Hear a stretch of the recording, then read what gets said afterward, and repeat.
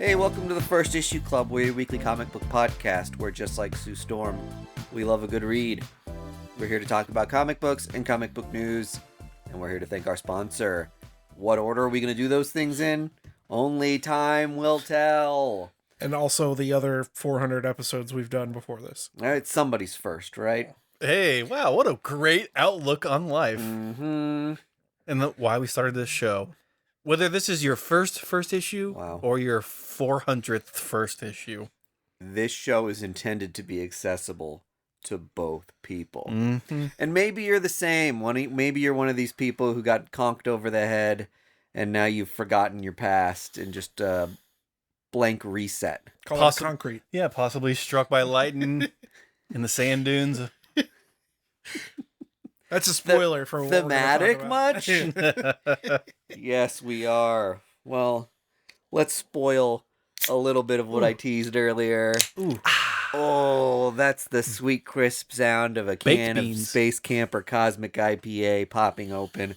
It comes from Boulevard Brewing Company, and boy, do they put the craft in craft beer. Ooh. They love what they're doing over there, and you can tell in the fantastic taste of this Cosmic IPA, best IPA. I know it's one that I, honest to goodness, order every time I go out to a bar. Mm-hmm. This is my go-to IPA because it's a damn good one. Thank you, Boulevard, for making this beer and making our podcast possible. Greg, go ahead with your comments. I was going to say, it's an IPA you can feel confident ordering that's not going to bog you down. It's not going to obliterate your palate of your tongue.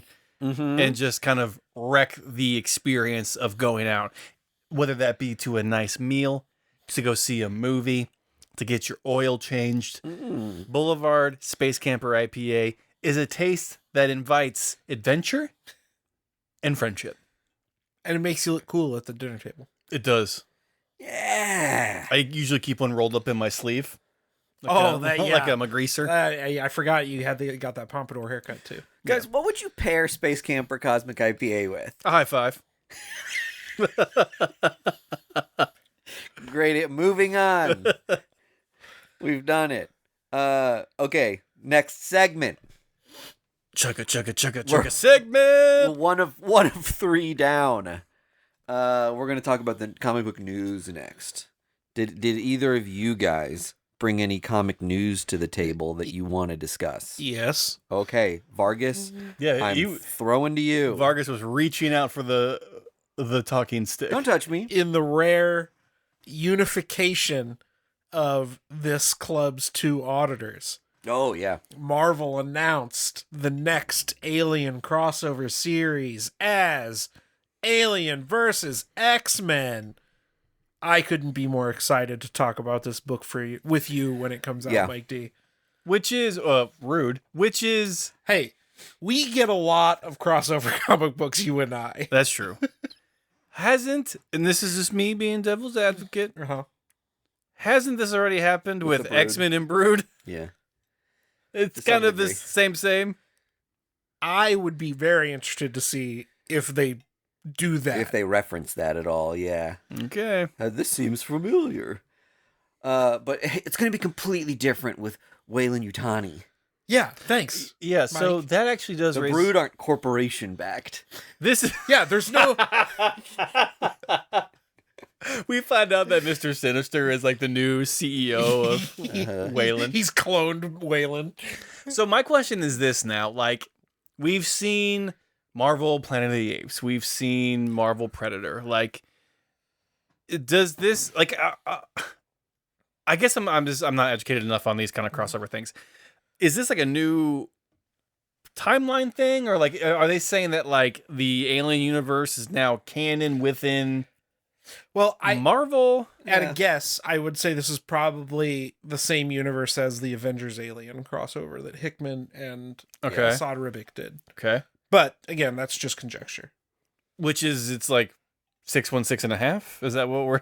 Yeah, it's like 616.1274. Yeah, it's either because in Aliens versus Avengers, it was like 50 years in the future from the current universe is. Okay. So it was set. So they punted out far enough where it's like, this won't muck up any of the Correct. stuff we're working on. I think just generally a lot of these have been, here's the version of this team that general audiences know the best. Right. Like, I wouldn't expect, like, them to do X-Men versus Aliens and pull in today's current X-Men team.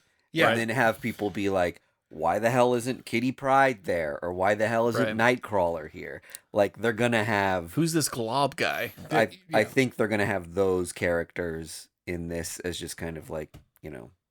Okay. It's basically delivers on the premise that most people want from it. So this is like kind of like big, except Tom Hanks' character goes up to the Zoltan machine's just like Avengers versus X-Men, or like X-Men versus Aliens. And it's like brr, brr. That's a good I don't know, thought thing for this movie. If he would have asked for whatever, would it have happened? Would he have gotten it, or does his request have to be within a certain boundaries for the genie's capabilities? Or did the genie want him to learn a certain lesson? Yes, right. The genie is lesson based. Because the guy's just because it's like Tom Hanks' character was just like, I want $1 million and a smooch from Cindy. Yeah. Like it would be like, no, what the fuck are you gonna learn from that, Zoltar kid? would have said, piss off. Yeah. Interesting that you both assume that there's a genie living inside of this machine. How else did it fucking happen? Yeah. I think it's so. never explained. That's the magic of the movie. I think the Genie. The animatronic is a genie character, isn't it? Well, it's a fortune teller. Yeah. Oh, it's a fortune teller. Yeah, because He's got like the crystal ball. which is like a thing too. You don't make a wish to a fortune teller. Yeah. The plot hole's in Big. Can we get on Big for a minute? Yeah. Let's air it out. Just the flimsy premise I've of waited of Big 435 is episodes just to do this. disgraceful. The woman has sex with a kid. Yeah, that's weird. He's just in a big body. Good movie though. It's actually pretty good. Great way to eat tiny corn. Is that okay? Does tiny corn have a name? Baby corn. Candy corn. It's just baby corn? It's called baby corn. Okay. It's called Sweet Sweet Edible Toothpick. Mm-hmm. I want to do an ad for the Patreon real quick. Patreon.com/First Tissue Club. This week's episode, we talked about movies primarily, and just kind of like our different interpretations of Not superhero movies, just movies. just movies, lowercase m. We Not talked cinema, capital C. we talked about movies from our childhood that we kind of conflate to be more important than they are, but that made an impact on us and how we kind of like project onto people that like, oh, you need to see The Sandlot because it's like timeless. When in reality, It's a bad kids movie. it's a bad kids movie. Is Big a bad kids movie? Probably. No, Big's a good movie. I Big's think- a quality I think movie. Big's a bad kids movie. We're gonna go. Okay, so Blank Check's the worst kids movie. Okay, sure. Yes. Goonies is maybe the best kids movie that like can withstand. Goonies is Indiana decades. Jones for kids. What? Goonies is Indiana Jones for kids. Yes, I'll take that. So that's like where we're at. Right? Goonies good. We're just talking live action movies in this. Yes, in this scenario, just Okay. live action movies. Where does Big fall between Blank Check and Goonies? It's at like it's 65% of Goonies. Yeah, it's on the Goonies Okay. side, right? It's on the Goonies side. Okay, yeah, we lean more towards Goonies Yeah. on that one. Okay. I would agree with that. I mean, Okay. any movie with Tom Hanks is instantly going to get a 50% bump. Mm-hmm. I mean, that's pretty fair. Oh, when Tom Hanks comes up on a nerd podcast, I got to say the little known movie Mazes and Monsters is a great watch. It's I think Tom Hanks' first actual movie. I've never seen that. Is that before Bachelor Party? How old Yes. is he in Bachelor Party? Like 15. 4. No. Okay. In Bachelor Party, he looks like he's like 15 years He's old. like, but he's actually like 20. But he's something. actually like 20 something. Okay, he looks like he's maybe 19, 20 in this movie. Okay. He's a college student Mhm. who starts playing this movie's comp for Dungeons and Dragons. Never heard of it. And he blurs the line between fantasy and reality and gets kind of lost and has like a kind of like a psychotic break. What's it called again? Mazes and Monsters, I think. I'm going to have to go Yeah, watch I'm this gonna- movie now. yeah. I have tomorrow off, so I'll be watching Mazes and Oh, Monsters, yeah. Big, and Tremors. And happy Juneteenth, everyone. Yeah. that's Yeah. I checked to see if I got I was like, do I have the day off for Juneteenth? I didn't. good. Really? You do. That's awesome. Yeah. I do too. Yeah. I figured. Do you want to name your company right now and see if we can put them on blast? No. This is why I don't tell people what my podcast is at work. It's SpaceX, folks. It's Waylon. Waylon Utani. What's some other news we got? We got more news? Well, and there's a new Spider-Man trailer, and I know Yes. some people Holy shit. are avoiding spoilers, so maybe we don't get into it too much. But what's your temperature? Has it improved or declined since? Big thumbs up. Yeah, big it thumbs looks up. crazy. Yeah. Yeah. Feels bigger in the scheme of the Marvel universe than maybe it did in the past. It feels like there's more at stake, and this seems like the first Spider-Man movie where it's just like, oh, he's trotting his own path now. Yeah. Like, this seems like kind of a new territory for the Peter Parker that we've seen. And I would say it's difficult to go backwards in scale from the last movie, and the last movie's scale was massive, right? Yes. I don't know that this movie's gonna like necessarily exceed its scale, but it's doing plenty of things in it that I'm like, it feels like a big time event for Marvel fans, at least. I feel like you almost have to scale it back after that. Oh last yeah, movie. you very- can't yeah. you can't go bigger. Right. So like you almost have to make it more of a Peter Parker movie as opposed to like a Spider-Man movie. But this also seems like one of the movies now where it's like, if we're gonna save a reveal or some sort of moment that we want people talking about, let's do that stuff in the Spider-Man movie. Yeah. Because all the other movies in the Marvel landscape have faded a little bit into the background in how excited people get about them or how they're perceived culturally. Yeah. But Spider-Man is everyone's A1 since day one, and more people are excited about this movie than any Marvel movie I've talked about with people in a really long time. I think if people are really honest with themselves to their core, their first favorite superhero is probably Spider-Man. Yes. Spider-Man or Batman? I think Spider-Man ekes out Batman. Mm-hmm. Like, Spider-Man's the perfect entry point for young readers. And that may be a short-lived love affair that gets you into Batman, but I fully believe Spider-Man is one of the crucial entry points. Especially for our subsequent generations, there's more Spider-Man stuff for kids than there's other superhero stuff for kids, generally Yes. speaking. I think anyway. But to get back to the trailer, I'm very, very excited. Yeah. It looks really, really good. Same. There's a lot of cool action set pieces. Yes. And More of the villain. And yes, more of the villain and a little bit more of like some visual things that they hadn't let us see before that make you wonder Yeah. what exactly is going to happen. If you listen to an episode way back where we speculated about what could happen, I feel better about some of our guesses, but I also don't want to say them now because I feel better about them and I don't want to spoil. Yeah. We're hit anything makers, for is what we're saying. People are avoiding it. Yeah, Hitmonkey is probably not going to show up, unfortunately. that was my Unfortunately big not. prediction. Mm-hmm. Hitmonkey out. No dupe this time around. Dupe out, unfortunately. If you Do you put Dupe in an guys X-Men, So, okay, this hasn't been teased in the trailer at all, but we're due some X-Men being revealed, right? We know Yep. they're in production. We know X-Men are coming in Doomsday. That's like widely known. Is this movie a good movie to drop a character in or give us yes. another great end credit scene? Because we haven't seen anything since the Beast in Marvels. Marvels, yeah. If you don't count Miss Marvel as a, I still think Sadie Sink is something. She may be Jean Grey. She may be Rachel Summers. She may be something. this But new trailer didn't do anything with Sadie Sink still, right? We nope. still don't know who she's playing. Yeah. It has been completely unannounced. Yeah. And you know what? She may be fucking Mary Jane. Who knows? She could be another version of Mary Jane. That's right. Look, I have no, but like she be is interesting. a linchpin for something. Yeah. They should sync up with the comics, let's be real, Uh-huh. and make Sadie Sink Mary Jane Venom. I do love that. And the The villain of the Jackpot. movie. The villain of the movie is Venom, but it's Mary Jane Parker. Yeah. Oh, they did leave a little symbiote suit at the end of. Venom: The Last Dance. Was it Venom: The Last Dance, or It was snuck it? into the main line. It's snuck into the Marvel movies as well. Yeah. Yeah. We are teetering on spoilers for this trailer. Yeah. So we'll lock it up there. Maybe we'll do a deeper dive on a Patreon next week. We should have done that this week. I didn't think about it That's until okay. now, though.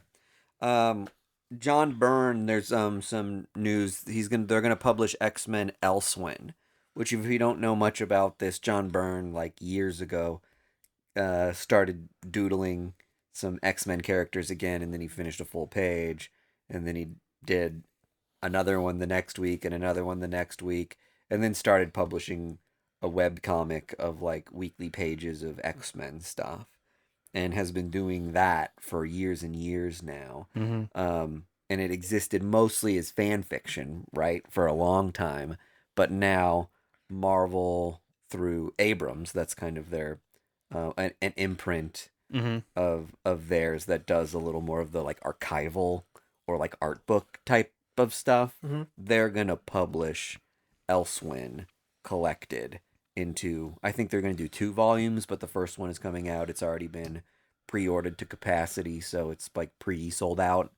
And we're gonna get a John Byrne story that basically he's gone back and revised and edited the webcomic and added new stuff to it.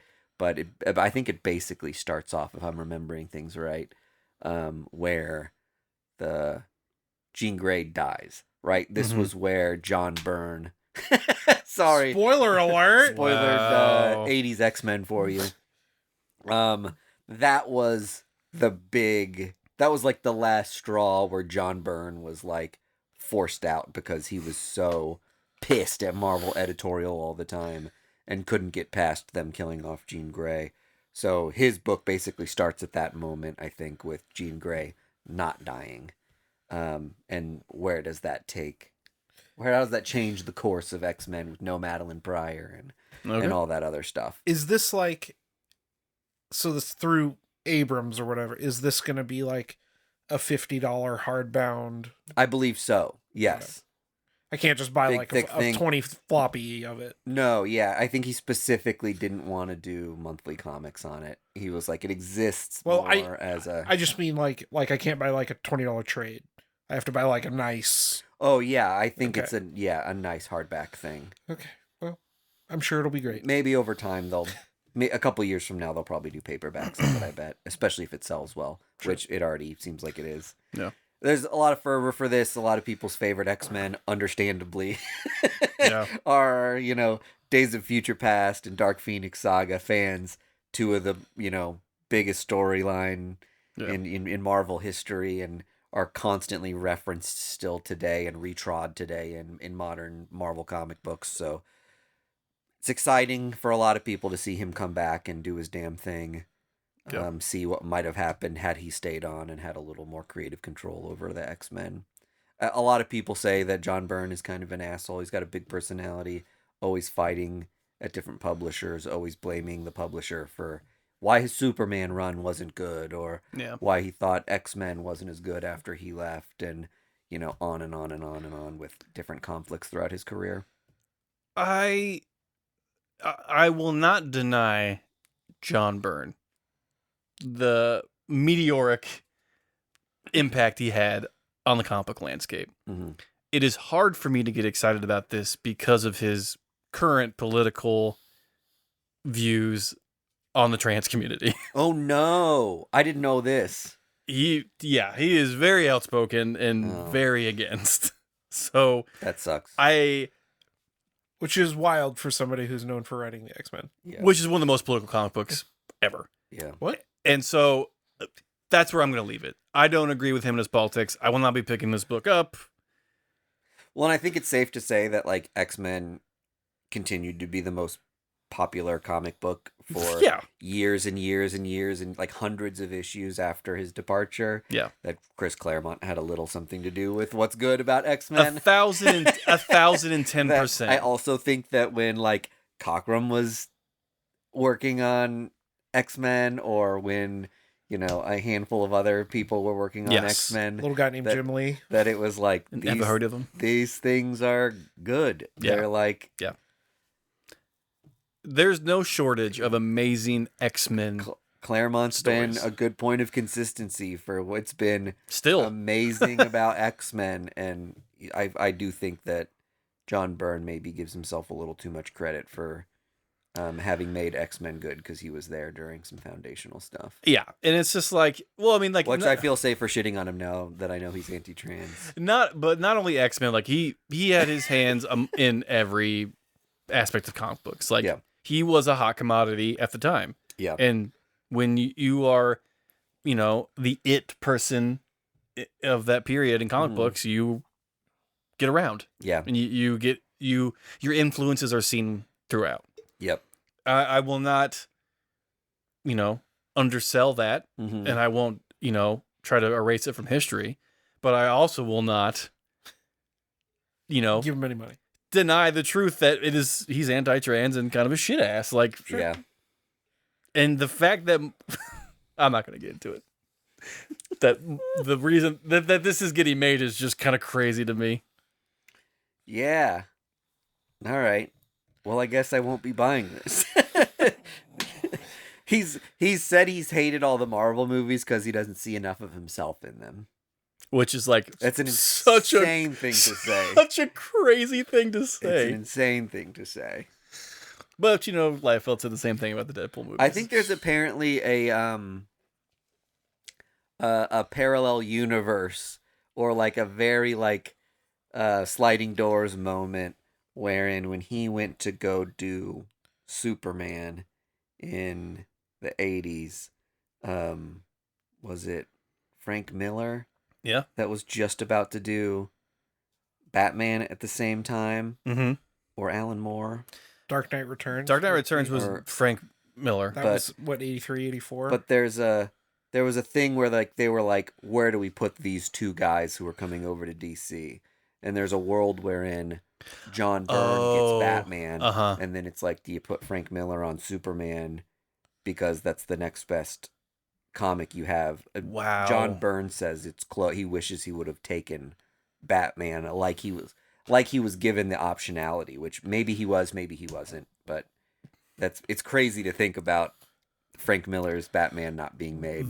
But the thought experiment within that of just like Frank Miller's Superman at that time, so Superman Dark Knight Returns. I don't think would have landed as well as his interpretation of Batman. Yeah, right. I'm trying to think of who was writing the mainline Batman at that By time. the flap of a butterfly's wings.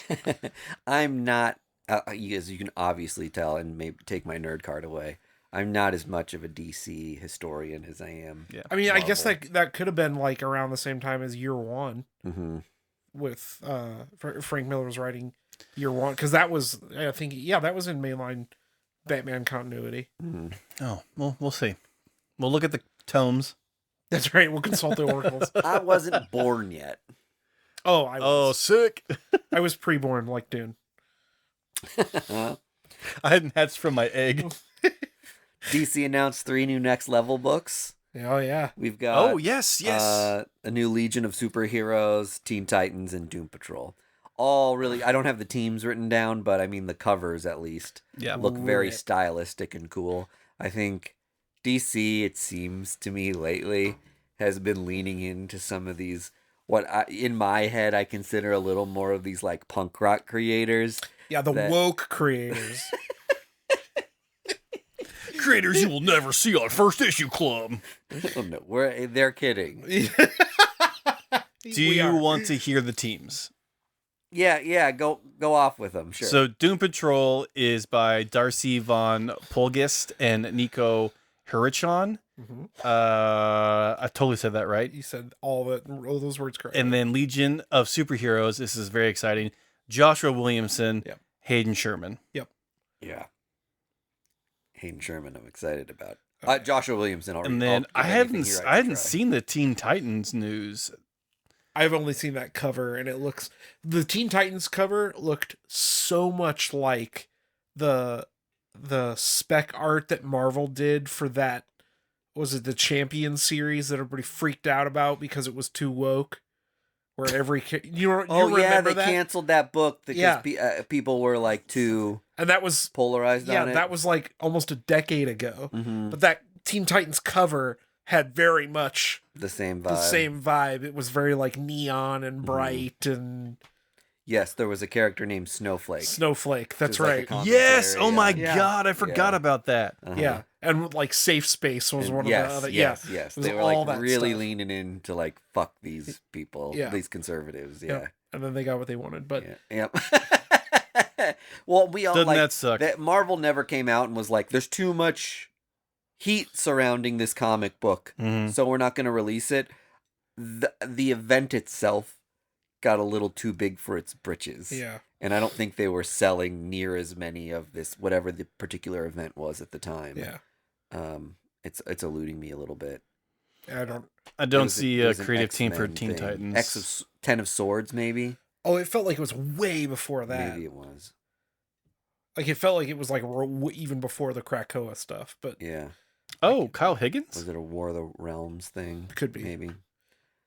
In any case, I feel like DC, aesthetically anyway, is going for a lot more stylized artwork in their books lately, and finding a lot of success in leaning into that instead of having like, I mean, obviously they have a ton of artists there that are in a house style and they're doing that kind of quote unquote house style thing with a lot of comics, but I feel like they have a couple more people who you're like, whoa, that's that guy kind of art styles than Marvel has right now. Well, which used to be something that really gravitated me towards Marvel, and is now pulling me more towards DC, which is funny because of like we've talked about this before on the podcast, that the longer you read comics, the more you become a writer fan than an artist fan. But that's true. I'm oscillating quite a bit as I go through comics to finding more love in just like the artistic experience of it and less so the story sometime. But man, DC's killing it, I think, with all the artists that they're letting like do hyper stylized things in mainline comics, which you don't always see. Yeah. Well, I mean, the fact that they've got, I mean, putting Danny on a Bat book is like a stroke of genius, and then getting the Ice Cream Man team on to a do book, Dead Man, and that's an ongoing, you know. That was another thing I wanted to talk about. This is the new Absolute Batgirl design. Yes, very cool. Yeah. Do we know when that is going to debut? Soon. 25, 26. That book's couple going to issues. get pre-ordered. Out the wazoo. The A cover is an homage to Absolute One, but it's just so her that character in that pose. outfit. Yeah, that's. And I guess she's wearing Jim Gordon's coat and Alfred's shotgun. Yeah, that's gonna sell. Such a sick concept. Yeah. I mean, this goes back to your DC thing, leaning into the punk rock mentality more. I mean, it's Nick Dragata. Yeah, what for sure. Super stylized artist, right? Yeah. To stay in DC, Dennis Camp signed an exclusive contract with DC. Oh, wow. So he will be there for a while. That is a huge get for DC. I mean, just what book do you give him? I mean, Swamp Thing is the answer. Anything you want. I think he's going to be on a mainline book pretty soon. Yeah. I mean, you got Bleeding Hearts, which is the new Vertigo book he has out. Absolute Martian Manhunter, which was so good, and then Crisis on Infinite. Crises. Assorted crisis events. So that's good news for you DC folks. You eating good. And speaking of artists, did you guys see the Spawn news? No. Matthew Rosenberg is writing it? No, I didn't hear that. But so Todd McFarlane is taking his original idea for Spawn and putting it into AI. No, his like original concept that he drew when he was 16 years old, and letting Mark Spears create a mini called Spawn 77. So he's taking his original design, which is like a guy in a gas mask with a gun, and like making that into a Spawn mini series. Okay. I wish I was as excited about it as you are.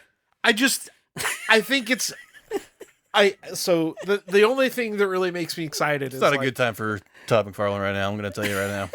well, what makes me excited about it is I think it's like when Dark Horse took the original script for Alien and turned it into a comic.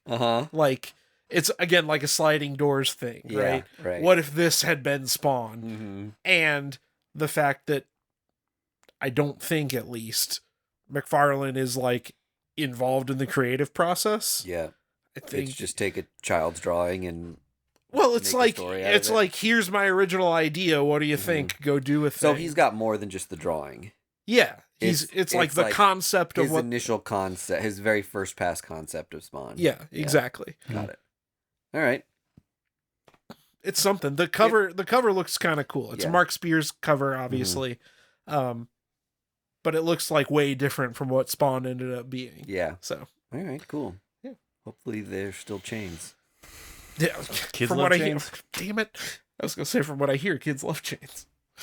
Son of a bitch, you got me. DC's got some new CGC labels. They've been holdouts on CGC custom labels for a long time.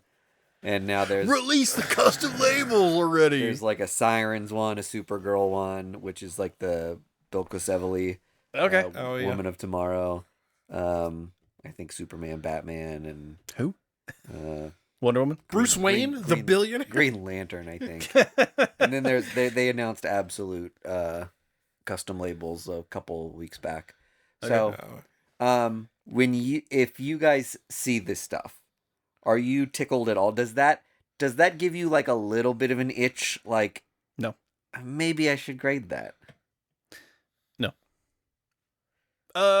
If they did a concrete one, Be cool to have your concrete number. just because like I'm a a huge concrete fan. Like I am not so much of a DC fan where I'm just like, unless they did like an Animal Man one. If they did an Animal Man, So the answer is yes. I thought you meant for those specific ones that you named. No, I just the custom labels in general. Then yes. I think custom labels are yes. rad. Yes. I do too. Let me change my answer. Yes. I think there's a lot of people who are just like, I don't care about that stuff, and that was the initial direction Greg went with this. You friggin' waffler. But That's why they call me Flip. I also, when I see the Bill Cosevely, Supergirl, Woman of Tomorrow, like art in the corner of the thing, and then I'm just like, I do have that comic with that cover. Yeah. And I'm pretty sure it's a 9.8, and that movie's about to come out, and now it's a more valuable book. It does make me go, why don't I just go ahead and grade It's just $40. Yeah. I've got plenty of, I've been buying Absolute Batman since day one, and I've got a couple harder to find variants of some key issues there that, I could grade those too. It's just the tiniest little flick to me to be like, you haven't done it yet. Yeah. Oh, now there's a new thing that it's like, hey, maybe good thing you waited. Sometimes people buy those a little more automatically than labels that are just plain. And sometimes they look so damn good. Sometimes they're really good. I have an Invincible one that is the cover of the first issue in the corner. And then I've got the homage cover for the last issue. Yeah. And man, does that look awesome when I pull it out and put it on display. It's so rad. My Wolverine, as disappointing as the grade ended up being, is the Capullo in the John Byrne suit with that blue background, and then it's got the John Byrne like Wolverine label on the blue label. Looks so good. Yeah, totally. All right. That's all I had for that one. And then Black Diamond movie on Fangoria. Called it. We need to get a lottery ticket. Look, guys, I'm telling you, anytime I pick up a horror book and I'm like, this is going to be a movie, it's going to be a movie. You know what? I wish they would just listen to you and finally make Our Bones Dust into a movie. Dude, yes. Remind me what that's about. A weird centipede robot creature wearing human skin. Ugh. Yeah. where the aliens are like investigating Earth after the post-apocalypse and team up with the Cannibal Boy. Oh, I do remember that. It pretty was sick. It was the Cannibal Boy. It's the that Cannibal Boy that reminded got him. Um, Wait, was that crossed? No. big cannibal sub collection that I have. That's what the back wall here is all cannibal books. Our Bones Dust custom label when, you know what I mean? Yeah. Tell God, me it's just about a it. centipede of human skin. All right. God, But that book was so good. If I remember Black Diamond, this is a comic about a family that Keep it's like going. in like a Nordic area, and a cult kidnaps their child Uh-huh. and says, "You can have your child back, but we need a replacement sacrifice." Correct. And so this family is like, "Are we going to trade another kid's life for our kids?" Hell yeah. That's the scenario it poses. And the complicating factor there is the dad's the one that like loses the son yeah, and is initially offered the deal. yeah, And at the end of issue 1, his like estranged wife shows up because he hasn't been in contact with her for like 4 days. mm-hmm. So this estranged couple has to work together to Mm-hmm. Do this either thing that- kidnap a kid or figure out where their son is or Yeah. whatever.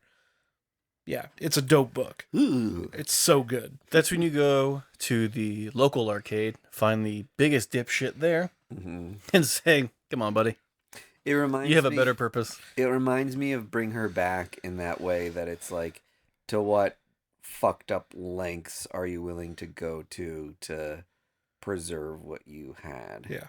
Yeah.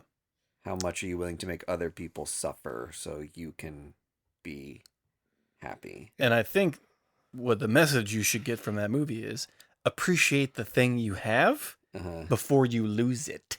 But also, when something is gone, It's gone. it's gone. Yes. It's gone, and you need to accept it and Yeah. move on with your life. Although I wish I could erase that movie from my with fucking brain. within the realm So good though. within the It realm is good. of Black Diamond, my thing's not gone yet. True. Yeah. I can still barter. Your thing's but in I purgatory. can still barter for my thing back. But to what degree are you willing to stain your own soul? That's the question of Black I Diamond. will turn it midnight black. Well, there you go. Just so you know. And put someone else in the same position you're in. You know what I mean? And that's exactly Yeah. That's exactly the. Mhm. In for a penny, in for a pound. There you go. Don't trust your kids with Greg. I guess. No, trust your kids with me because I will get them back. No. You said you would get your kid back. You'll sacrifice my kid to get your kid. Oh, that's true. There you go. Don't trust your kids with Greg. Mhm. I will He never. will sacrifice your children. I will never put you in that. Actually, you know what? I wouldn't because I would pick the brattiest kid I could. Okay, again, you're talking about sacrificing my child. No, I would never. Your baby's an angel. He is. He's really cute. Let's talk about comic books. Down and down and down. Whoa, Laura. All That's right. Shout out to Laura, my mom. Shout out to Laura. I think we start with Concrete. Yeah. What concrete? I've never heard of this book. Did you read it, Mike? No, I didn't. I would love to start with a little bit of your history with Concrete, Greg. Okay, so my history with Concrete is I found a trade paperback of Concrete when I was 13 years old in a used bookstore. Uh-huh. And as I was flipping through it, I was captivated by the illustration because it was beautifully drawn by Paul Chadwick. And I was honestly, I fell in love with Maureen, who is basically the main love interest in Concrete, Uh-huh. with the unrequited love of Larry and Concrete. Uh-huh. And when I became a little bit older, like when I started high school, I was able to interpret what Concrete was about more fluently. Like Which is if the thing was sad. it's what if the thing was sad and then also was in Heroes for Hire and had to do bodyguards Yes. And went on adventures. and traverse the Atlantic Ocean and saw aliens. And it is a book that has stayed with me throughout my adolescence into my adulthood, and it has never staled. It has never gotten old. As I revisit it in retrospect, the messages that are in the book still remain true, and like it's about self-exploration and what to do with unrequited love and what to do with accepting yourself in your situation. And, you know, what are you going to do when you're in the hardest place in your life? And that is concrete. And that is, and it all those complexities are laid upon the backdrop of the most jaw-dropping landscapes that I've ever seen in comic books. Paul Chadwick does this amazing thing where he ties in the world around him, or the world that concrete is exploring, to enhance the story, whether it's underwater or on the top of mountains or in the middle of a forest, or in the story that we have now on sand dunes, and the vastness and openness and almost the otherworldly feel of these sand dunes. How does that interact with the story of concrete? And really, it's because the Human Dilemma, which was the volume before this, came out 20 years ago. So we haven't seen a concrete comic book in about 20 years. And I think that's what I wanted to get at with like context setting. How much of the conversation surrounding these things it's a return to something that is a big deal in comic books, and a lot of people, I think, have your experience with it, where people who've found this comic book, it's very important to them, and it's interesting to have that perspective, and then say, now when I've read a revisit of it after over a decade or more, like what is a new piece of it, and how does that sit in the landscape of what you've experienced prior is really interesting to me. If I can give a flip-flop. Sure. This was my first concrete comic book. Sure, yeah, and how does that, that's a great interesting perspective to have as well, is your perception of it against Greg's, and how accessible is it without the previous context, or how does it hit or sit with you? Because we don't have to go there right away, but sure. I just wanted to frame that as like kind of a good piece that I want to get back to. It was this was my first concrete book. I was familiar with what was going on. Guy gets abducted by aliens, turned into a rock monster. First of all, let's not use monster. Sorry, a rock person. And goes on adventures across the country. Whatever. That's like the thing. This was a terrible introduction to concrete. Oh, okay. Because Paul Chadwick was like, "Oh, you've read every concrete issue up to now," and I had not. Yes. So you're dropped into this world with these three characters with their existing relationship, literally picking up where seemingly the previous volume ended 20 years ago. Yeah. They're talking about stuff that happened the issue before, like it was yesterday, which I guess, to his credit, good that he's continuing the story for people like Greg, but there's almost no context to what has happened with Ron, Concrete, or Larry or Maureen. Like, you don't get any sort of reintroduction to them interacting with each other or what they have been through. Yeah. That being said, if you can roll with that, and get through with what the story is, it's a pretty... There's things to like There's about things to like about it. Yeah. I mean, the art, of course, is phenomenal. You get this interesting, like, I don't know if this is a spoiler, but like, Concrete's got a baby. That's from the Human Dilemma, and we can get into that if you want. I don't. I'm more interested in talking about your experience with this now that we've kind of captured the.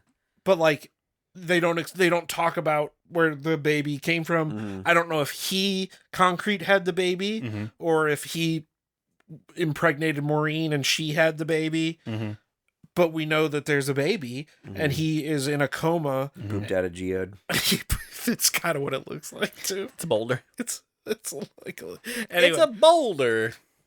Anyway, so they're on this road trip and they land in this thing and they talk about how Concrete's like a former speechwriter, so he's trying to write this speech for this thing that he has to present and wants to sort of realign himself and recontextualize his own experiences to write this speech better.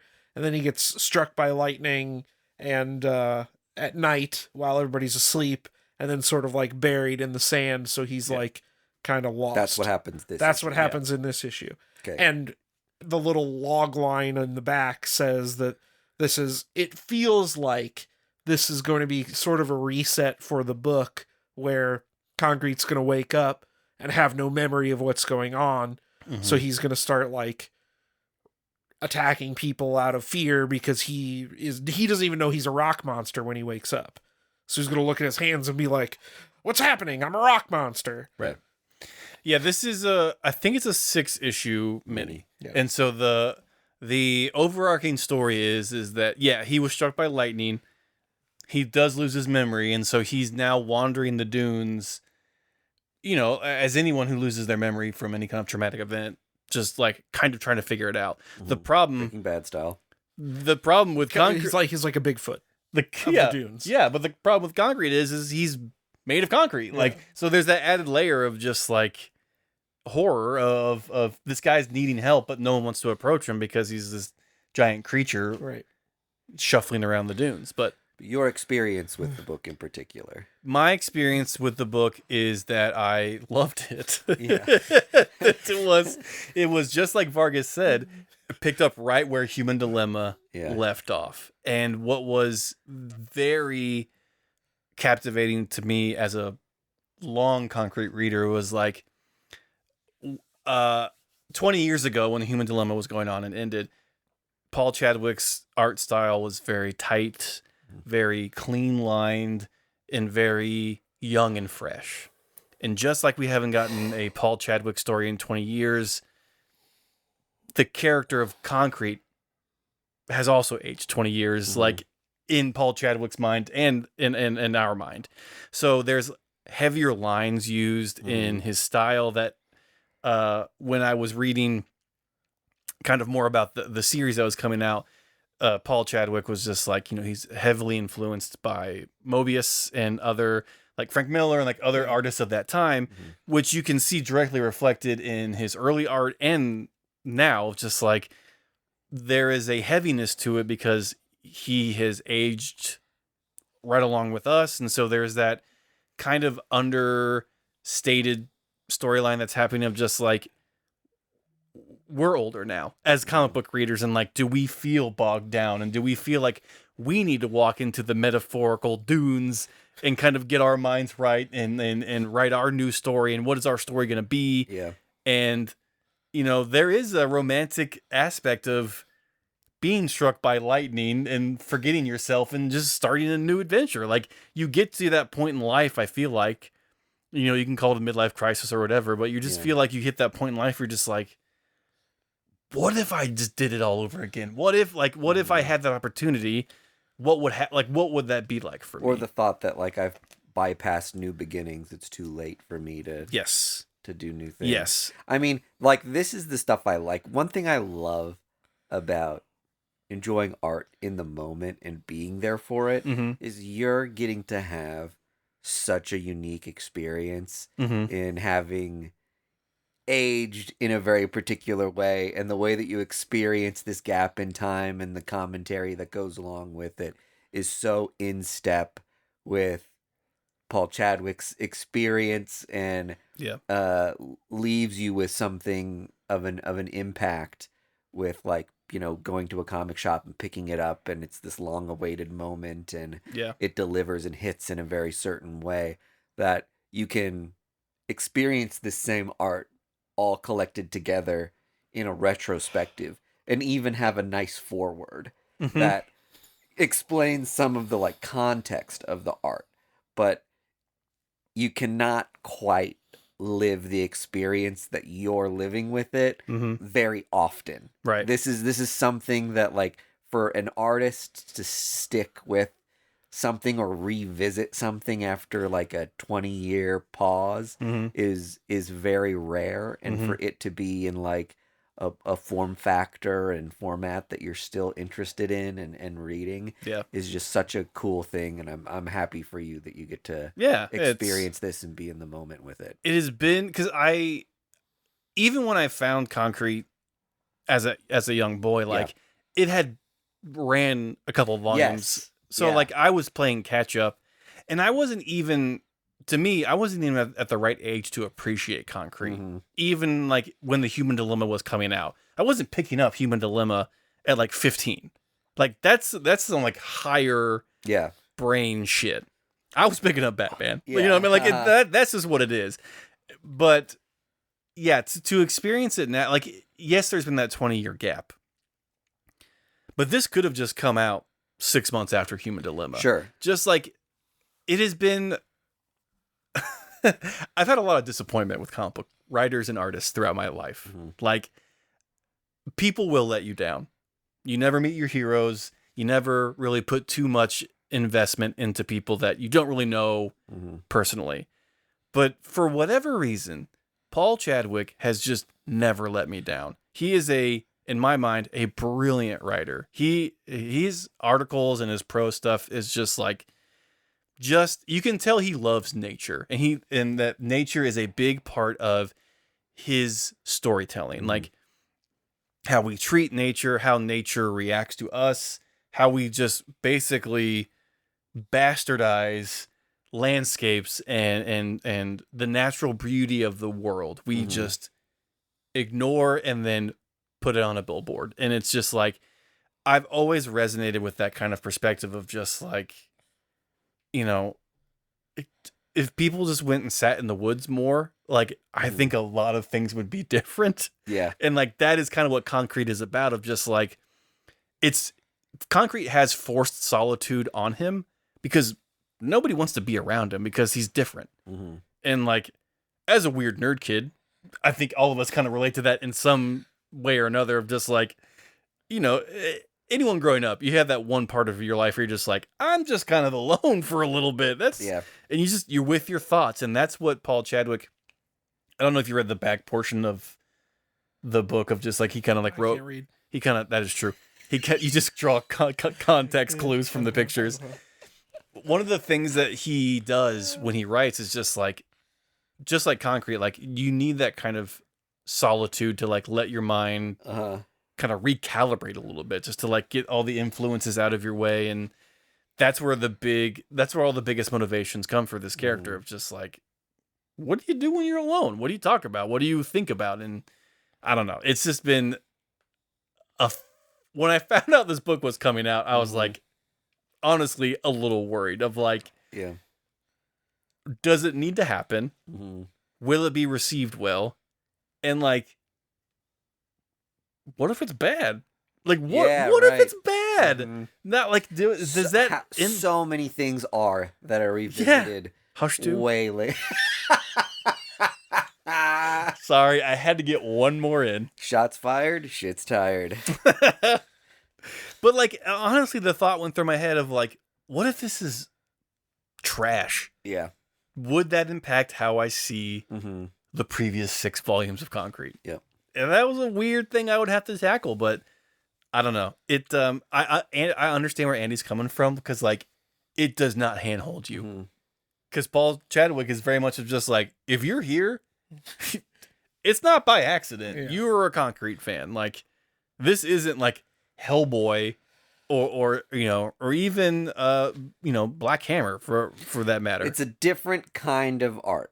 Yeah. Were this a little more of like a pop culture, pop art, fun thing, you'd probably say, yeah, let's onboard everybody and get you back up to speed, and then start the story afterwards. This isn't that. I think when a creator who has a vision for something and takes it seriously enough to say, I don't have another story to tell here until 20 years later when I do, then I'll tell it. Yeah. That they're envisioning this as a cohesive collective thing, that when I step back from it and people take a look at my life's work, they're going to see all of this connected and together. And there's something to be appreciated there. And honestly, I think it would have been a huge disservice if he had done like a previously on concrete. Yeah, right. Because it would have, because that's not what concrete is. It's not a thing of just like, concrete's not going to be on bed sheets. He's not going to be like a thing where like people are going to be making TikToks about how great concrete is. They should, but they're not going to. And that's why I love it. Yeah. It's like this dark horse, no pun intended, because it's published on Dark Horse. Oh. Just like concrete, that the impenetrable being, it carries on despite itself. Yeah. Of just like, I'm going to keep doing this. Even if you don't want me to, I'm gonna keep going. Yeah. Another comp I can give it that is like a lesser, not a lesser, an easier version to get into is Usagi Yojimbo. Usagi's been around for just about as long. Yeah. And it's hard to get into, but what helps it is Samurai Bunny. But there is a lot of history and lore that Stan Sakai doesn't go back and explain. He's just like, if you're here, you're here. Like, you know what you're in for. And like, you've already read the previous stuff, so I'm not going to go back and do this. Right. And I love that brazen idealism of those creators of just like, no, I'm going to tell my story my way. Yeah. Right. It's like, imagine, just Vargas, like Lone Wolf and Cub, but like in the middle of it, there's like hey, it's been a minute. Yeah. Yeah. Here's what you missed. Here's what you missed. Yeah. You just be like, what the fuck is this? It's like beautiful art, and then like a recap.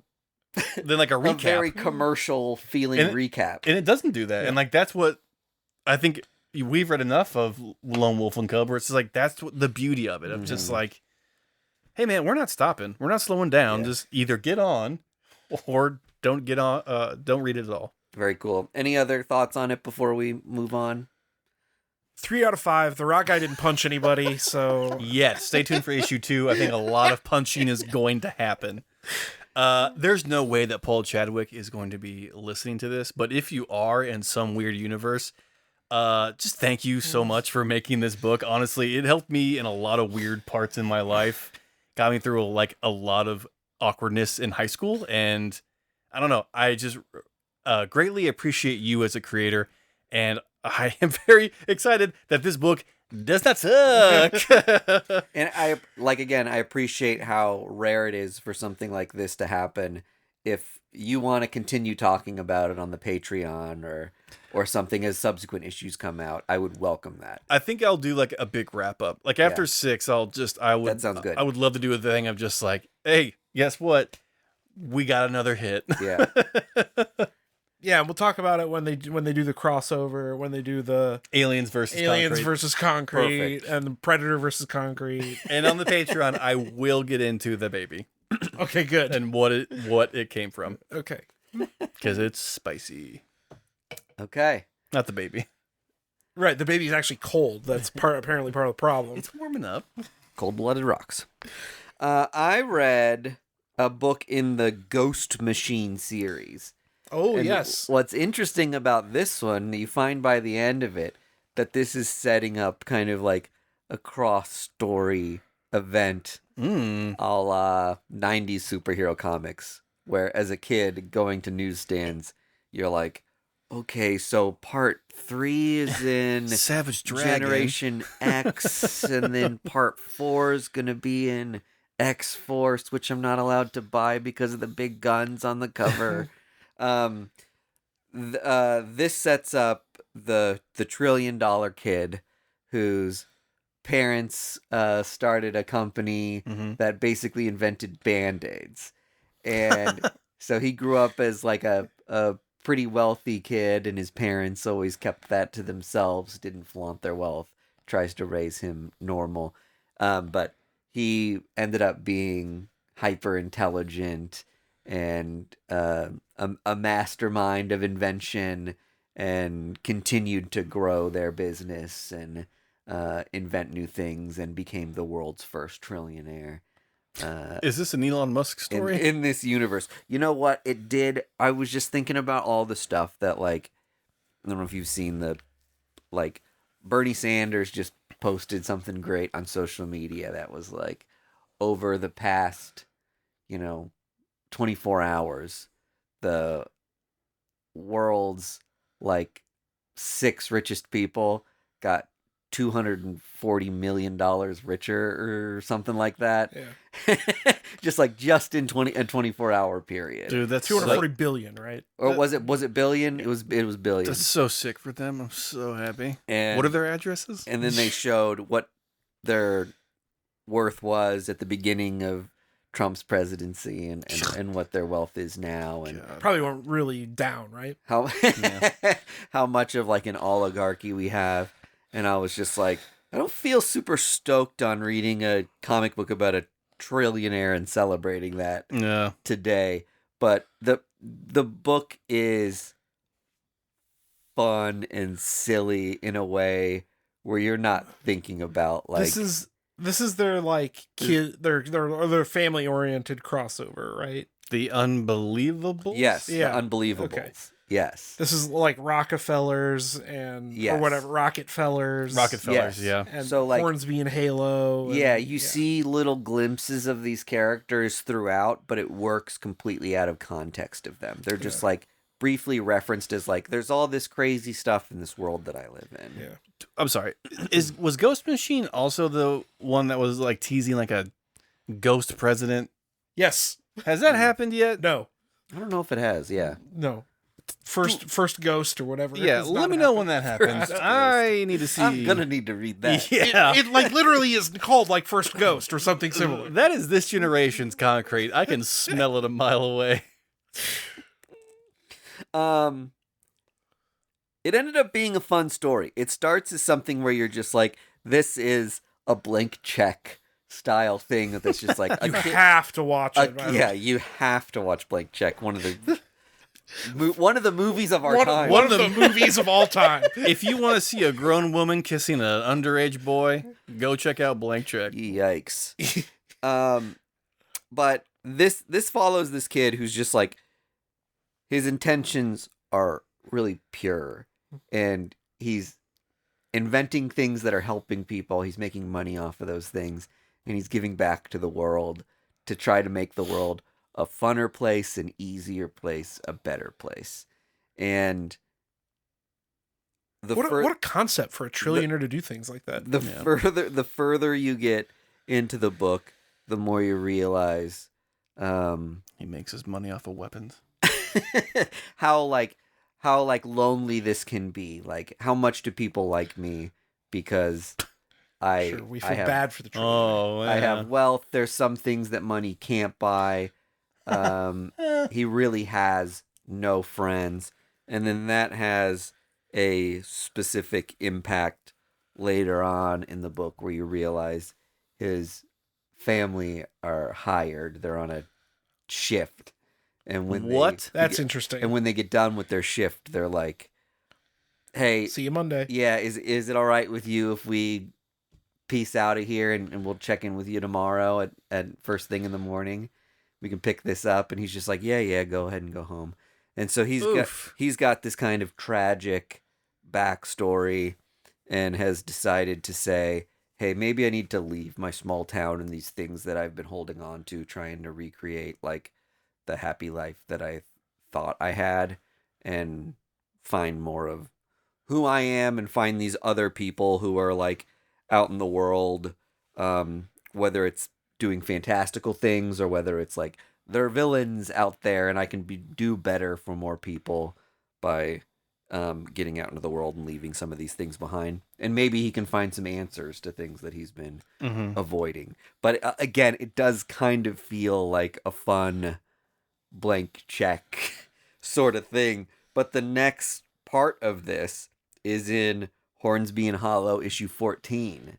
So it's just going to continue to pick up in these different storylines, and you'll see this kid show up in all these different comics, and then we're probably going to have a big Ghost Machine collected event or story at the end of it. Can I, before we get any further with that, I just want to take a brief moment. Mm-hmm. There is a rabid fan base. I see them all the time online, on TikTok and all that, for Ghost Machine.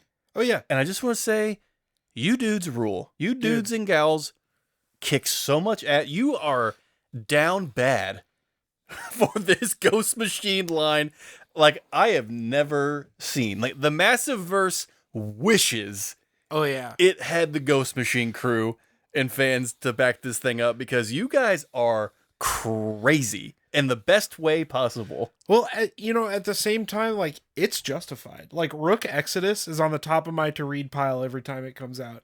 That book rules. I, in the most non-derogatory way, thought this was going to be just a blip. Oh, yeah. Just like kind of like a shallow puddle of a thing that they tried. The richness and investment into all these series, I mean... I will say I lost track of it very quickly because it did expand rapidly. One thing I appreciate that they've done is release things like handbooks or or good promo material that's kind of like, here's how to understand what we're trying to do, and here's how it's, or at the end of this book it says something for everyone Ghost Machine trade paperbacks, and then it's got the categories. The Unnamed is its own series, cool. and that's Geiger, Volume 1 through 5, Junkyard Joe, Redcoat, and the Blizzard. Hyde Street is Hyde Street Volume 1, and Sisterhood. Rook Exodus stands on its own as a series, and then the Unbelievables encompasses Hornsby and Hollow, the Rockefellers, and now this $1 Trillion Kid. Yeah. So they do a good job at continually reinforcing how things are organized and how things are connected by interspersing. But at the same time, I buy so many universe books with DC and Marvel already that I do have a limit with how many connected universes I'm going to follow. But I appreciate that Marvel and DC are not for everybody, and it's cool that somebody's doing an indie version. And I almost wish that if I had endless money, this is an awesome thing to support. Same. It's awesome. And the nice part about the Ghost Machine stuff, too, is that, like, maybe with the exception of Rook Exodus being its own sort of unique child, all the books have a house style for the branding that they fall in. Yes. Like, Yep. Geiger, Redcoat, Junkyard Joe all look like they belong in the same universe. The Hornsby and Halo and all the, like, sort of whatever they call Those it. are a little more fun and cartoony. They're a little more traditional kind of comic like booky. Not kid, but like young adult oriented. Yeah. Like softer lines, bolder colors, that kind of thing. Like, and then High Street's just fun. yeah, well, just High fun. Street's like horror stuff, right? It looks like a horror book, but they all, their lines look uniform enough that you can tell sort of by the art style what universe this belongs in. Yeah. Yep. I wanted to shout that out because Totally. man, and just Ghost Machine in general, what a great job of organizing your universe and just like making it appeasing and appealing to different audiences. Like, if you want a roadmap of how to get new readers excited and on board with your stuff, because the Ghost Machine stuff, a lot of them, I don't even know if they're dipping their toes into other series or other publishers. Like, they're so like headstrong into this Ghost Machine universe. I'm sure it feels like Jeff Johns is writing like half of that line. Yeah. I mean, because didn't he write $1 Trillion Kid? Yes, he did. There you go. I mean, he's doing Rook Exodus and he's doing Geiger, I know. Well, and I think from his tenure at DC that he's got a lot of fans that probably after DC stuff were just like, I'll just follow this guy. Yeah. Okay, Geiger was the first one of these, right? Yep. Yeah. It was, and then like it was Geiger, Redcoat, and Rook Exodus were the first three. Well, didn't Geiger happen, and then they decided to make the Ghost Machine universe? Yeah, Geiger was originally like a image book, and then Volume 2 was kicked off the first Ghost Machine. Ghost Machine stuff. Yeah. So I wonder is Geiger worth It's not a pretty penny? No. Well, it's not like the original one. It's worth more than you'd think, but it's not like Invincible #1 territory. Yeah. So I'm thinking if this became a Yeah, I have the raw copy I have in CLZ. It says $20. Yep. Which is like kind of nice though, Oh, it's great. because that means like if you're a new reader, you could you feasibly can- just go out and find the first issue. Although, if you're going back and buying Geiger, go buy the glow in the dark cover. 'Cause Oh, yeah. it's dope. Because it's like Geiger's Radiation, face, but yeah. then when it glows in the dark, it turns into Geiger. The skull. Yeah, it It's pretty rules. sweet. Very cool. Yeah. Go off, kings and queens at Ghost Machine. Go ahead, Ghost Machiniacs. Did anyone read anything else? Machinists. I read. I also have another comic book, but I wanted to pass off for Okay. a turn. We'll come back to you Thank you. after I talk about Land of Never That's right. MadCave, on right? MadCave by Steve Orlando, who we have Had a relationship with. Yeah. And like every good relationship, there are ebbs and flows. ebbs and flows, ups and downs. I am still, I think, the club Steve Orlando apologist Uh-huh. because I liked Undertow so much. Mm-hmm. I think this book has some promise. It's a little bit heavy-handed, Mm-hmm. but the concept, I think, is there enough to make you guys interested in at least this first issue. Yeah. So this is a retelling of the Peter Pan story transposed to a horror book. Mm-hmm. Okay. So Wendy is an average teenage girl with a drunk father, but father loves her very much. She has tentacles for arms. And one day Wendy gets abducted by this big, hulking, monster-looking guy wearing like a baby doll mask. Oh. And her dad, he like comes into her room late at night and just like sees this guy taking her. The big guy knocks him out. He wakes up the next morning, Wendy's gone. Flash forward 6 months later, and he's sort of been waiting for the cops to like report it. Like, what are you doing? You haven't found anything, whatever. The impetus of the story is that they've decided this is a cold case. We can't find anything, whatever. So the dad contacts other families of lost boys that have also been taken by the big hulking guy. Mm-hmm. And he meets this one other dad in particular who says, I saw him. I got a really good look at him. I think I've got a lead on where we can track down this guy who has taken our kids. So it's sort of like a Saw meets Taken meets Texas Chainsaw wrapped inside of this mythology of Peter Pan. This is not a commentary on this book that you just read. Okay. It seems like we've gotten a lot of Peter Pan retellings in the last few years. There's a lot of Pan material out there. What is going on? Did it just enter public domain or something? No, it's been in public domain for a long time. It just seems like we've been getting Peter Pan crazy. And not in a bad way. They've mostly been pretty phenomenal. Got some panitis. Oh boy. We'll work on that one. I think there's something to be said about. I hate bringing this up again because it's, I don't know, COVID, pandemic stuff. Uh-huh. You're sitting at home. Mm-hmm. You got all the spare time in the world. A lot of people got back into their fascinations with stuff that they loved as children. Mm-hmm. Like that was when Pokemon cards exploded. Yeah. And people were like, man, I loved this thing. I'm sitting at home. I'm shopping on eBay because I can't go out to stores. Yep. And I'm getting fascinated with all these things again. Comic books had happened, like all kinds of hobbies and areas of interests. All of your nerd special interests exploded during that time. Finding that again in yourself, I think, brings up a lot of the same themes of like becoming a kid again. Can you ever come back again to Neverland after you've left? Right. Being reattached to these things, is that a good thing or is that a bad thing? In the case of the Dan Panosian one, like that's that right. that had a really great commentary. The Last Boy, Yeah. on like how should you Right. Yeah. like grow up and like put away these things. Like there is something to say, like, yeah, you can have a healthy relationship with the things that kept you young, but to what extent? Yeah. Like you also have to mature Right. alongside your relationship with these things. So I think that has a lot to do with it. I think it's something very clear in culture that we can say, wow, when I have these feelings or I'm dealing with this stuff emotionally about myself, Yeah. it's very easy to point to like, oh, that's the version of this in pop culture.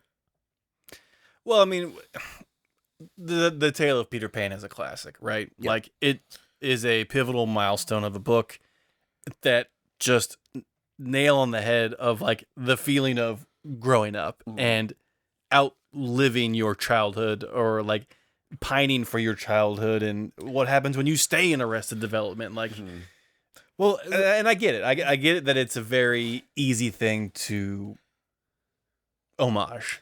that's what I thought was so cool about this book, was taking the idea of Peter Pan, and because But not putting Peter Pan in it. not well Yet. making Peter Pan a mentally and emotionally stunted serial killer. Oh, so Oh. we're to believe that Peter Pan is the guy. in That's the how baby I mask. interpreted it. There's a guy who okay. comes through your window and Ah. steals your He children. didn't have a big hook or anything. No, Uh, but like, but that's Peter Pan, right? could have been Shmi. Instead of, but the only difference was that he was a big me. Jesus. The Boo Box. Instead of him being a little slight fairy boy, he's a big hulking monster guy, Yeah. right? Like, Here's the Well, fucked up thing. he's bringing kids down with him. yeah, he's like, trying I to make can't- his own I Neverland with can't children. age, so I want you guys to like keep me young. yeah, he's This like is bringing kids to This this. is like the whole thing with Michael Jackson's Neverland Ranch. But that's again, like, Andy, I making believe it- you've turned my mind on this book. that's what I'm saying. fucking- Making it a horror book is really interesting. Which Michael Jackson's life story to me is a horror story. Yeah. It's like he's In more ways than one. horrific. It made himself horrific to look at, and like more or less like kidnaps children because he's in this like weird stunted like fascination with like being a child and like We'll talk about Yeah. undiagnosed mental illness. yeah, and I don't believe for a fucking second that he wasn't abusing those kids. I don't know. Macaulay only had nice things to say about him. Sure. Well, his check cashed. Well, that's true. His blank check cashed. Anyway, I think the concept is there enough that I'm sold on issue 2. Yeah, I mean, now thinking about it, I'm kind of very intrigued on Yeah, on right? the possibility of it. It's cool. Okay, go off, Steve. I read Spider-Man Long Way Home by Mr. Hickman and Mr. Kubert. What a team! Is this a tie into the movie in any way? No. Okay. This is set in a universe or a timeline anyway, where Spider-Man is not aware of the Hulk. Spider-Man and the Hulk are not aware of Frank Castle, the Punisher, and this is them all kind of like crossing paths for the first time. They all missed their bus. They're They going have a on long- holiday they together, have stay a in the long same way to hostel. go. We made the same joke. I loved Adam Kubert's art in this, and I think that's maybe, an obvious and dumb thing to say. He does this really cool thing that I love where he uses his fingerprint a lot Really? for like inking and texture. Like you can see it as like for like the negative space Oh, whoa! right there. Or if I tap around long enough, you'll see it in the trees Oh, okay. right That's there. cool. Maybe he's just like really sloppy. It could just be sloppy and smearing ink all over the page. God damn But it. I actually think now he works digitally and takes ink blots of his scans. That's just a brush stroke he has on his of his computer. fingerprints, and has probably turned it into like a Procreate brush or something. That yeah. actually rules. Yeah, but it creates such an interesting thing, and it just feels like very tactile in a way that, I don't know, just gets me jazzed about comics and the art style. Can I see another page? Just any old art page? Yeah. It Do because you want me to zoom out to a whole page? I mean, There you go. So, can I just say, no shade. Yep. Adam Kubert, Spider-Man, gets me more excited than John Romita Jr. well, so that's the reason I asked to see the page, is because it looks like Kubert's trying to make this look, at least at a passing glance, like it could be a mainline JRJR art. Mm-hmm. Like, and maybe that's just me. Like he's trying to dial in his style to JRJR. He's trying to make it look Yeah. a little bit more like. I don't know that I could call out an Adam Kubert page from a different page, but this looks to me like it could be. You know what I'm saying? Maybe. Sure. I don't know if that's a choice that the creators made, or if that was Adam Kubert saying, "I'm drawing Spider-Man. I might as well make it look like a mainline Spider-Man book." I don't know. I love Adam Kubert, Oh, he's great. but and like I also love JRJR, but like there's JRJR has a style. It does, and it's like, It is one that I like. It drives Yeah. me crazy how much hate this guy's getting lately. Yeah. JRJR. Yes. Okay. What hate has he been getting? A lot of it born out of the Same kind of- Spider-Man 1000 cover. Yeah. That it's like Oh, people who I don't think understand the legacy he has and the style he has are like, this iteration of it looks wonky. And it's just like, I don't know, this guy's family's been making Spider-Man for fucking ever, and we've gotten used to his style as like what Spider-Man looks like, or I have anyway. yeah. When I see his X-Men work, I'm like, this is X-Men in my brain. These were like the X-Men issues that Yeah. grew up like picking up off of newsstands in the grocery store. Like I love his style. And is it just a nostalgic thing for me? Maybe. Well, but- I feel like the people that really bag on JRJR are the same people that were all over Frank Miller Yeah, for exactly. his covers. Where it's Mm. like, It's in the Then- moment to do it. then just don't buy the covers. Like, Yeah. don't buy the thing that you don't like. Yeah. And I think we've talked about it on the Discord too. The main thing that was wrong with the Frank Miller covers is they were colored wrong. For sure. His black and white images are crazy good. Totally. Yep. So kind of a Elseworld sort of comic, right? Yeah. All of these people, you've got Bruce Banner, we don't know his motivations, but someone at Hydra has made a Tesseract themselves. Oh, good. And Frank Castle and crew are still working for the military and Okay. like special ops, and have been sent in to retrieve the item. Bruce Banner also shows up for the item and slaughters Frank Castle's crew. Frank is the only one to get away. And then Spider-Man is pulled in by S.H.I.E.L.D.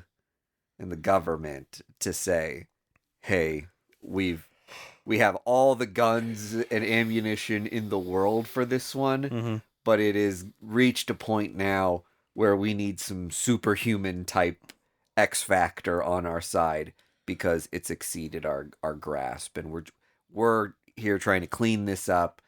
Is there a way you can help us like secure this Tesseract or subdue this green monster beast?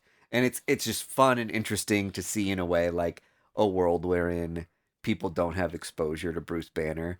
So it's Yeah. just like there is a literal monster Yeah. on the loose. And, Frank and Peter don't have their history, and they're like, one is military and one is I don't think I've Friendly ever neighborhood. friendly seen this neighborhood concept superhero. before. It is weird. It's kind of hard to reset your brain in such a like knowing these characters and how intertwined they all are. It's hard to reset your brain in a way that is like a little more blank slate and like they don't have exposure to each other, but they all exist enough to have like very distinct identities all their own, right? Like when you're in the Punisher story, you feel like you're reading a Punisher comic. Same with the Hulk, same with Spider-Man. Well, that's probably Hickman's a credit to his writing, right? Like he's written all these characters and knows how to write them. So yeah, it is very interesting. It's by no means mandatory reading for following the universe because it is kind of an Elseworld thing, but a fun departure that's like very unique and could end up telling a really like fun story and has you interacting with these characters you love in a way that maybe feels a little more like fresh and different than the way you've seen them thrown together 1,000 times before. Yeah. I will say this is a $6 comic and it is a breezy read. It is not like a double-sized issue. So I feel a little burnt price-wise. Don't love that. What's the ad situation? Ad. You can make a TikTok about it. 29 pages, no ads digitally. Folks, stop making TikToks about dumb shit. I'm always kind of okay with an extra $1 for a book if it doesn't have ads, but that's a Vargas opinion.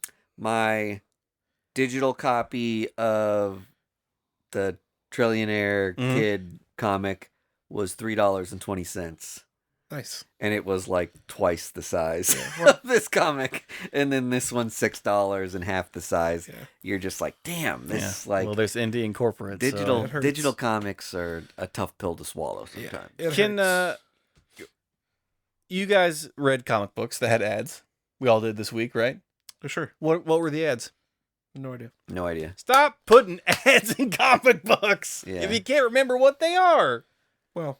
Or that just goes to show you that the ads don't matter. You can put them in a comic and no one remembers them.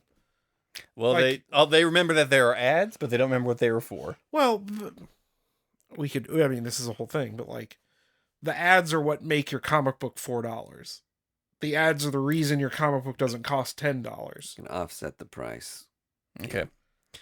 Maybe, I'll take an M&M NASCAR ad if that means that my comic can be. That's kind of what I'm saying. $4. If you're complaining about $3.99 comics, you're gonna complain about $5.99, $6.99, $7.99 when you get less ads in your books. And just keep that in mind, folks.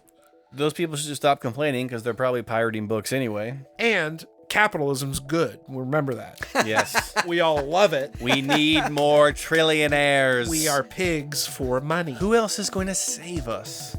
True. Okay. I think we did it. Is that an episode? That's an episode. Every week. Bing, bang, bong. See you Go next Knicks. time. First Issue Club podcast is brought to you by Boulevard Brewing Company, the people responsible for our favorite drinks, the Space Camper Cosmic IPA family of beers. Our show is edited and produced by our hosts Mike DeStacy, Greg Lichtig, and Andy Vargas. You can find us on social media at First Issue Club, and you can join the supporters who keep our humble podcast going on our Patreon at patreon.com/firstissueclub.